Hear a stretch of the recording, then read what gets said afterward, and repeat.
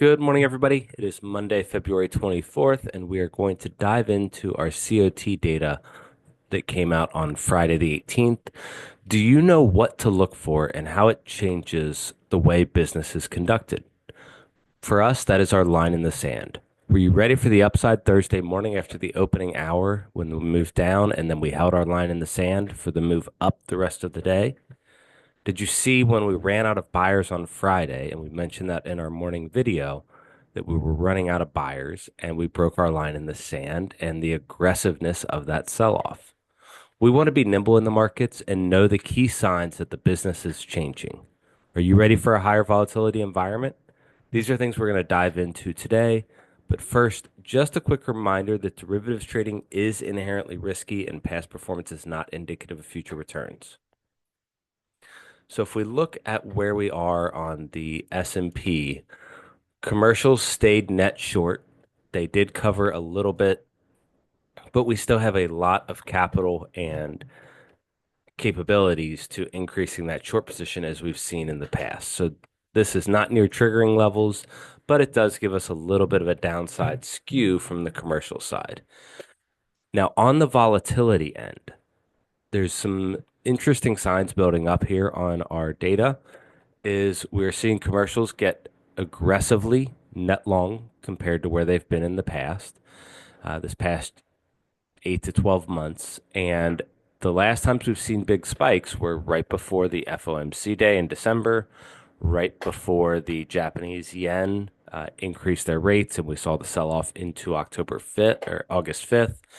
And then prior to that was the banking for the bank, Silicon Valley Bank, and those that played out in March and April of 2023.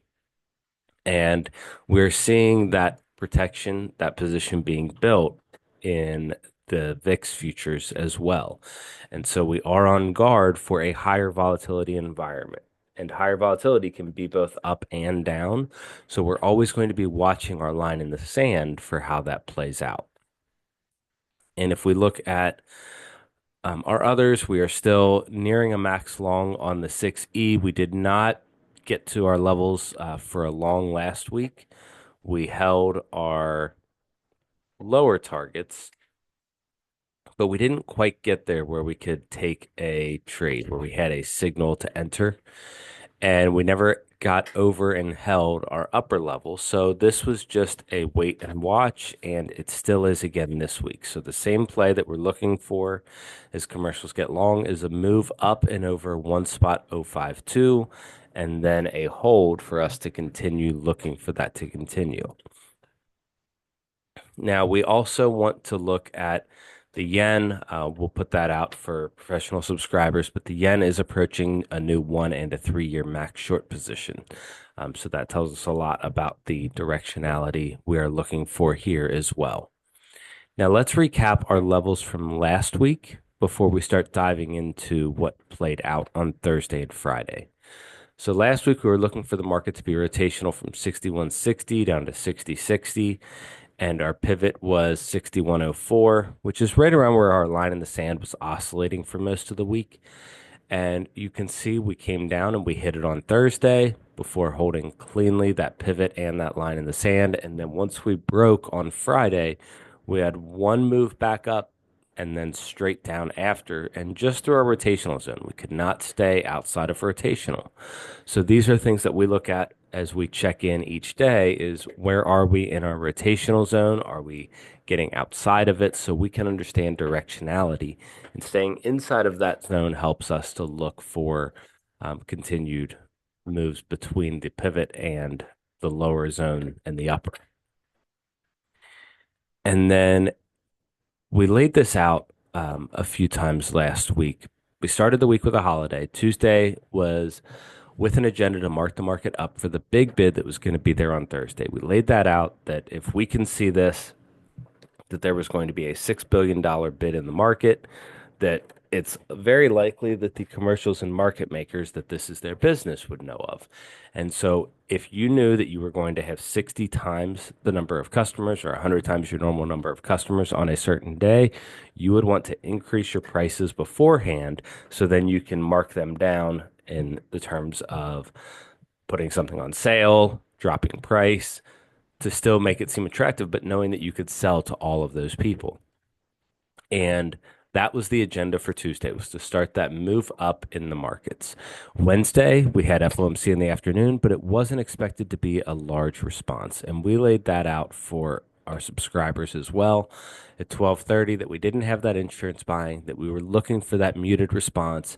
And the same thing right before 2 o'clock. Again, it wasn't giving us our insurance play, and it was telling us that there was likely going to be a more muted response as it wasn't a big catalyst.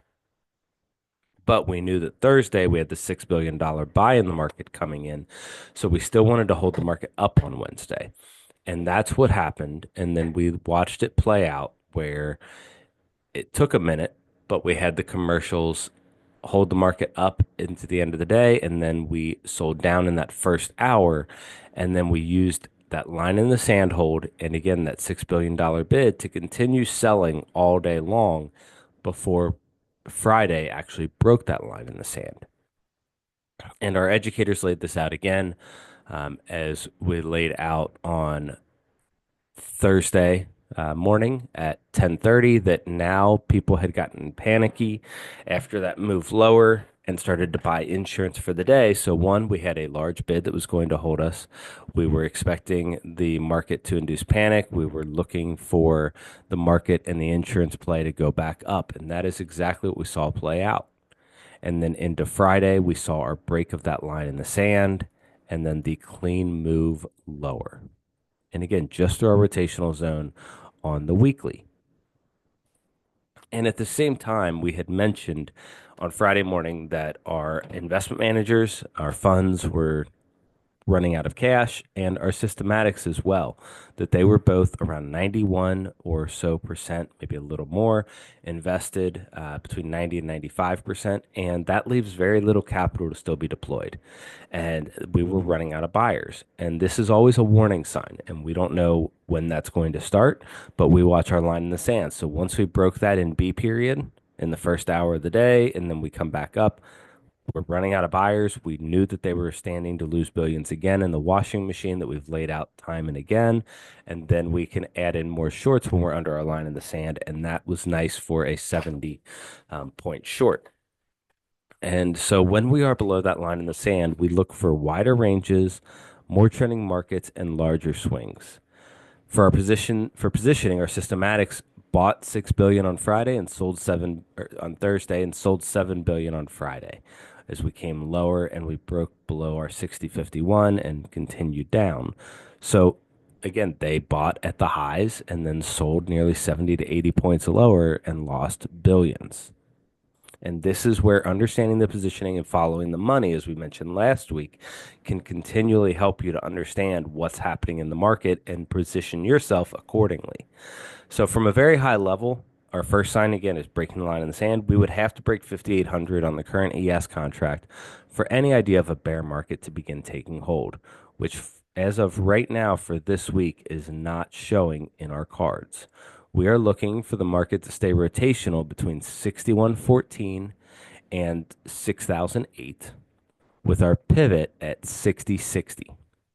Our If we get over 6118, our targets are 6165 and 6200, and breaking 6008 brings in 5950, which was our CPI day in January, and 5925 as our lower targets. So 5800 right now for this week is not looking like it's in play. We do have a lot of catalysts, though, that we want to pay attention to. We have PCE and NVIDIA earnings as the big ones to watch, and we'll watch for our insurance plays to be back into full effect for those. We also come into month end and we start a new business cycle, and that will tell us what we look for when a new business cycle starts is the market to open up, more freedom of range, as now an agenda of closing out books or making them align for financial reporting is taken off the table. So all of these things are beginning to play out this week, and we will look for more room to run as we are starting a new business cycle early in the week, and then we will look for that to contain a little more as we were closing out a business cycle at the end of the week. So if you If these help you, please like and subscribe. And if you are interested in our upcoming courses and learning how to do this and really having the tools real time to see where the flows are in the market, then check out our upcoming courses that begin in a couple of weeks. Have a great day, everybody, and stay safe trading this week.